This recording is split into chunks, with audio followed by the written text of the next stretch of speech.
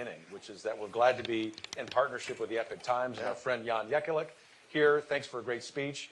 I'm just going to ask the first question because Jan has the smart questions. You know that I will observe that your boots look awesome, don't you? I know. Gator? Yeah, so this is, it's like, look, like I say what I mean what I say. I don't hedge and stuff. But in Florida, we have some rivalries with college football. So these are authentic Florida Gator boots. Now, the good thing about these is that Florida Gator fans love it because it's the Gators. But, Seminole fans also like it because, you know what? Someone had to kill a Gator to make those boots, so they like it. So that's the only way I found to be able to please both sides. It's college football weekend, and you know where my loyalties lie with the Longhorns. But that important issue aside, as we sit here, and it is important to remember that we need to have fun in America, but we also know that it's a very challenging time. And I know you know that, everyone in this audience knows that. And we at Heritage appreciate your prioritization of China as the big threat. Having said that, a quick but important question that would give this crowd some insight into how you would operate kind of day by day or hour by hour as our commander-in-chief. My colleague Rob Greenway, late last night and early this morning, was briefing me via email on the American airstrikes on Iranian proxies in Syria. Those seem to be more window dressing, shall I say. What would a President Ron DeSantis do in these days and weeks to confront Iran in a way that hopefully prevents outright war, but also sends a much stronger signal than our current president has done? Sure. Well, first of all, you tighten all the financial screws on Iran. Our goal should be the destruction of the Iranian economy. And if you do that, they are not going to be able to fund Hezbollah, Hamas. They're not going to be able to help Russia. We will put them in a box if we do that successfully. Biden has enriched them intentionally, and it's had disastrous consequences. Now, in terms of, we have troops over there right now. I'm not sure what their concrete mission is. There's, I think, 2,800 between Iraq and Syria. Seems to me that's big enough to be a pretty inviting target. I'm not sure if that's enough to really advance U.S. interests in a big way. So the question is what's the risk of them being there versus what they're accomplishing? And I don't think Biden has given us any leadership on that. But I will say this, they're there, and if I'm president, our enemies should know you harm one hair on the head of an American service member, and you will have hell to pay.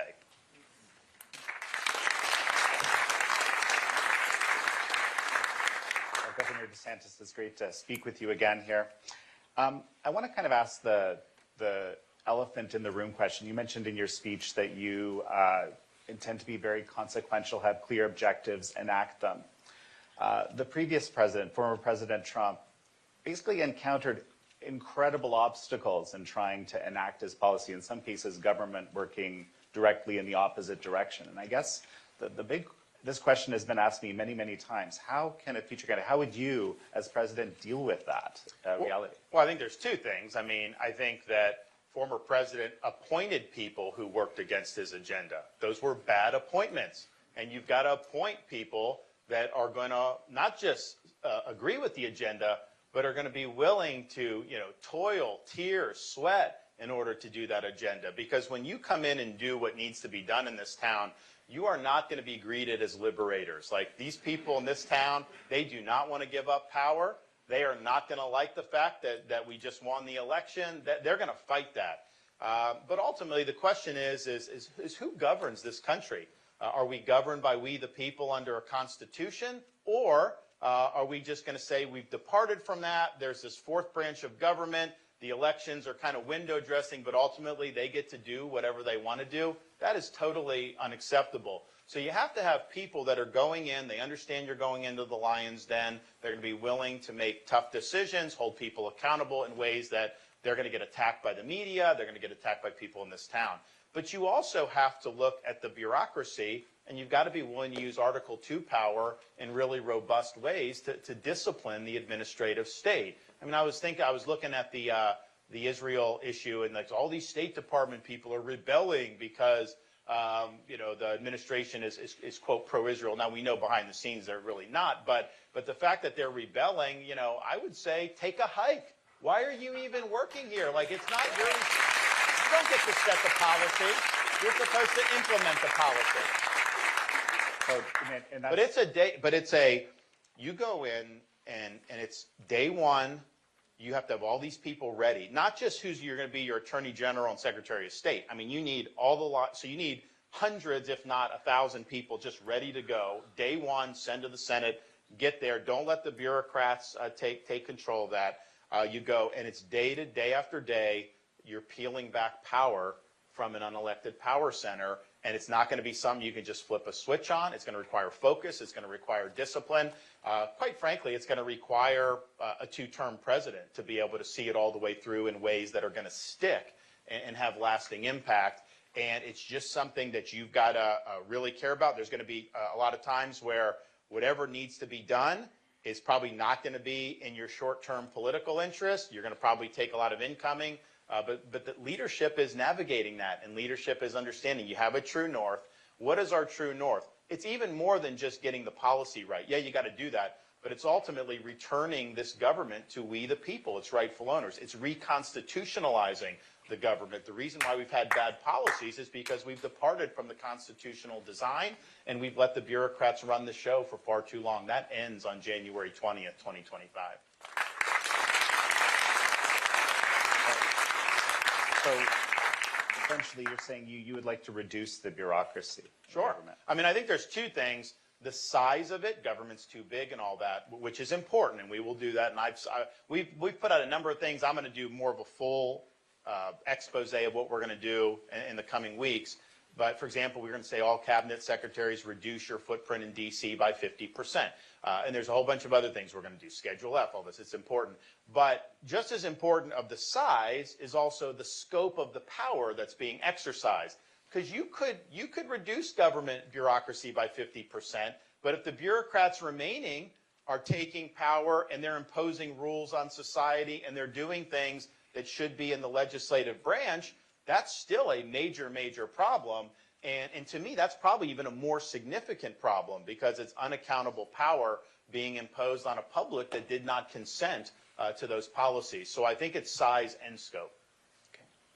You know, on the China issue, you spent quite a bit of your speech talking about China. It's very interesting. You said, we win, they lose. That has to be the approach. You mentioned MFN status. We still have most favored nation status. Some people would argue that permanent normal trade relations with China were one of the biggest mistakes, or perhaps World Trade Organization accession and so forth. Traditionally, human rights have been linked to trade, or trade has been linked to human rights.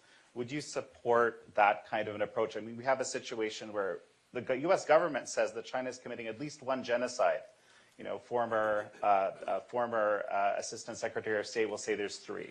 So how do we deal with this human rights trade issue? Well, first, I think just identifying what you said, that those policies were both MFN and WTO, those policies failed. I mean, let's just be honest. If you look at you go read Bill Clinton's speech when he was signing the MFN and the WTO stuff, and you read what he said, almost everything he said turned out to be bogus. I mean, almost none of it actually happened. And China's used that wealth that we basically bequeathed to them to build up a very powerful military. So, and yes, I think human rights, it's something that's good to stand for. What is the concrete interest? I do think it informs a concrete interest because this is one of the great weaknesses of the CCP. What they're trying to export around the world ultimately is something that is going to suffocate human freedom. Their vision is a dystopian vision. And to the extent we're highlighting that, not just in the political sphere, but economic sphere, I think that that's important.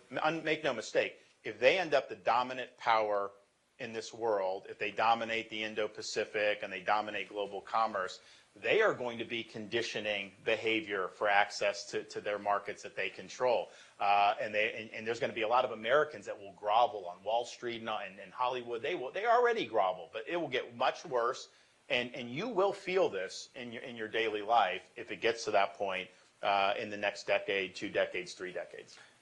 A related follow-up, Governor, is if you think about the history of American national security, when it's been the most successful, it is decisive, it's lethal, as you laid out in your speech, but it also has required the President of the United States, as President Reagan did so well, to be a really good communicator about what's at stake. I'm curious, given the dilemma that exists in the United States, how you would tackle that problem as it relates to China. What I mean is, while there is a growing awareness that the Chinese Communist Party is a threat to the quality of life for everyday Americans, Americans are good people who are paying attention to their families, to their businesses, to their work. Of course, a lot of that's challenging. What would your messaging approach be, in other words, to convince Americans that's the threat, and frankly, that each of us will probably have to make some sacrifices in order to prevail? Well, I think the good news is I think the public is ahead of the ruling class on this. I really do. I go out, I can be like 20 miles from the Canadian border in New Hampshire, and I'll talk about Florida, we stood up to China, we don't let China buy land in the state, and I will get raucous applause. I will get the same applause when I sign the bill in Florida or when I'm in Western Iowa. So I think Americans do understand what has gone wrong with this policy. They understood they were sold a bill of goods. So I think that they're a very receptive audience to understand that, similar to how probably the public was after World War II when they saw what was happening with Soviet domination in Eastern Europe and the Iron Curtain. I think they understood that. So I think it's there, and I think the issue is you've got to articulate the steps you're taking. You got to be honest about whatever consequences, the benefits, potential risks for that.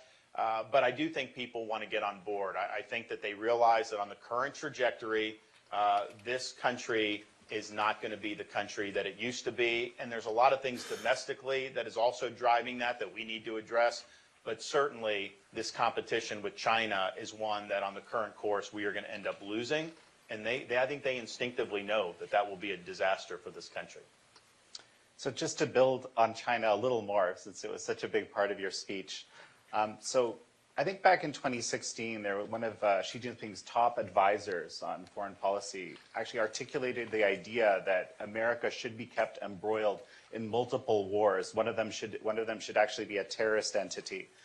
And so that so it can focus its efforts in the way that you're describing on the CCP and so forth.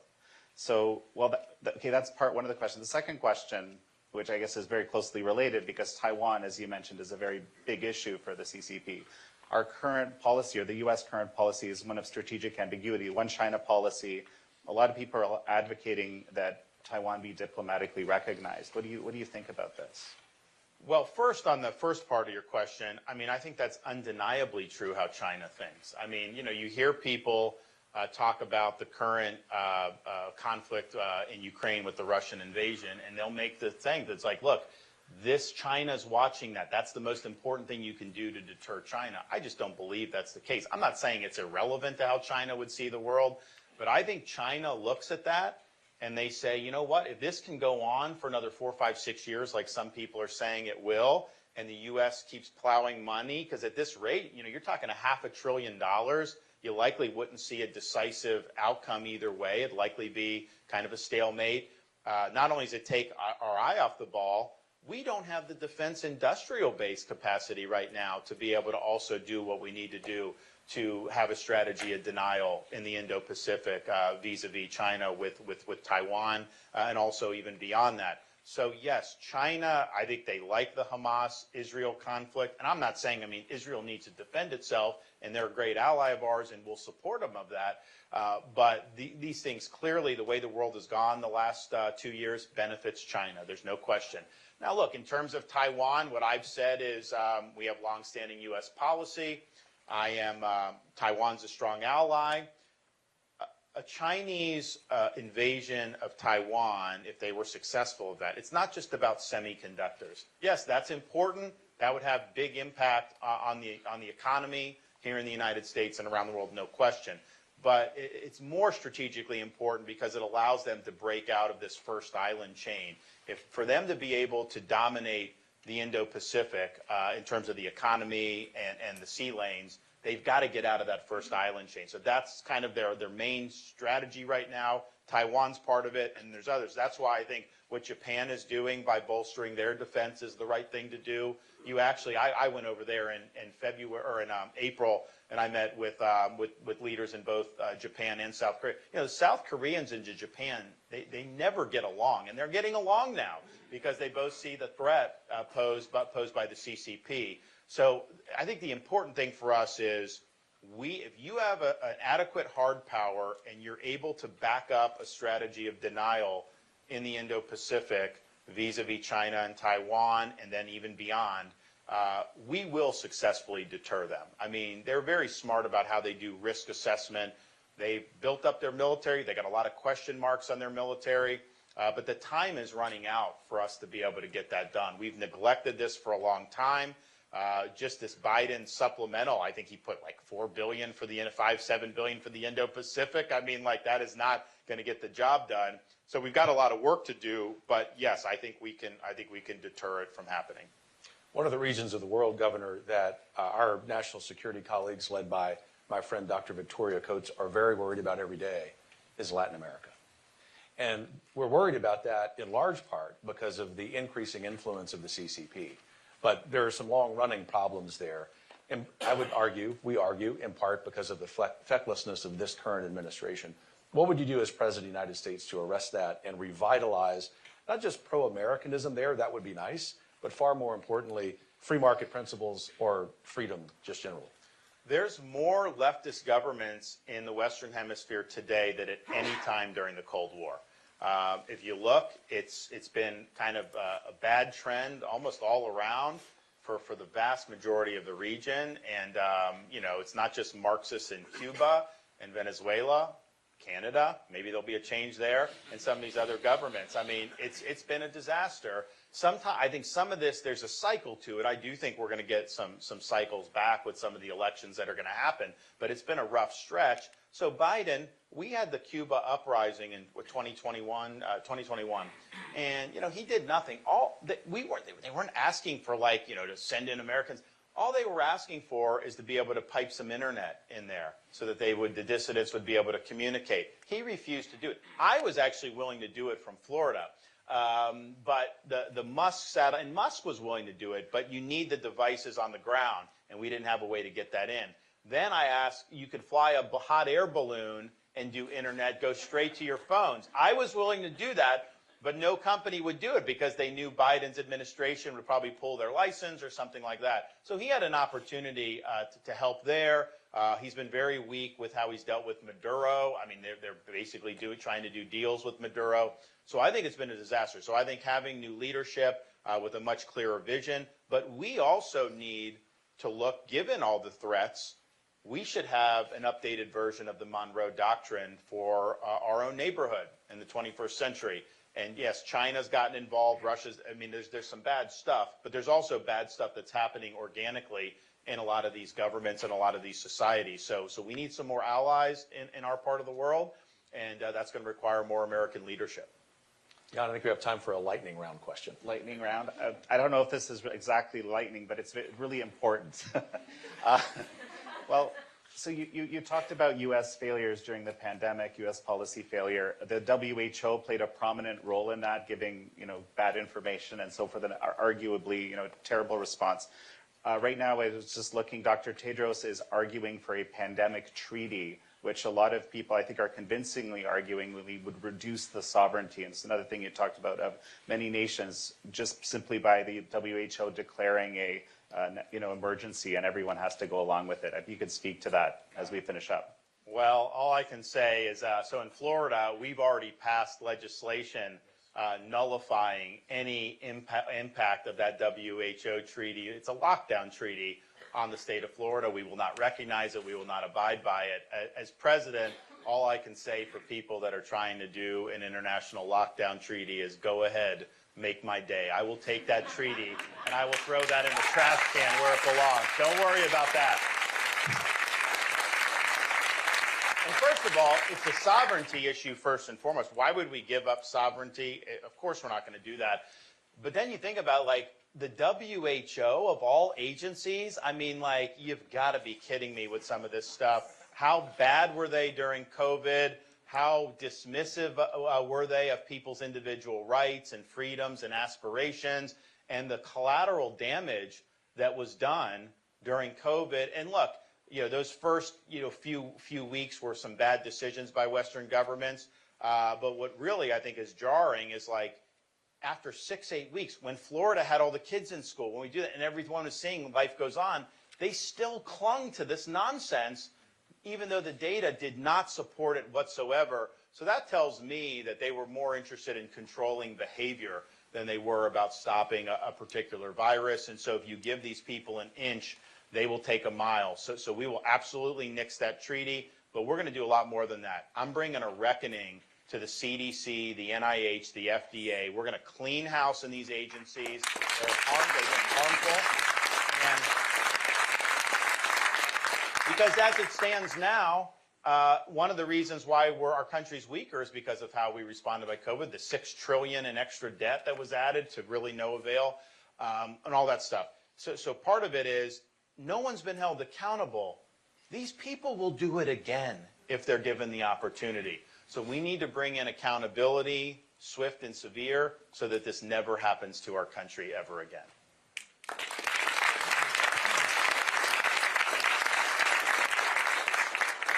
Governor, we appreciate the thunder and lightning. And truly, it goes back to those gator boots. That's right.